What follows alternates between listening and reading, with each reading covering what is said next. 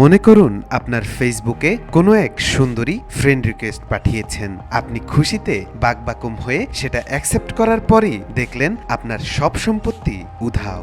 এমনই এক ঘটনার শিকার হয়েছেন ৮০ বছরের এক বৃদ্ধ।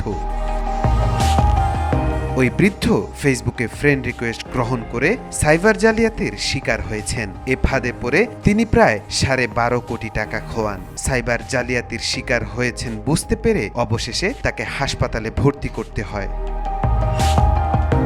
প্রায় 2 বছর ধরে চলা 734টি অনলাইন লেনদেনের মাধ্যমে ভারতের মুম্বাইয়ের ওই বৃদ্ধর কাছ থেকে 4 নারী ভালোবাসা এবং সহানুভূতির নামে প্রায় 9 কোটি রুপি হাতিয়ে নেন। বাংলাদেশি মুদ্রায় যা 12,48,86,848 টাকা। তবে তারা 4 জন নাকি একজনই ভিন্ন ভিন্ন নাম ব্যবহার করেছেন তা নিশ্চিত হওয়া যায়নি।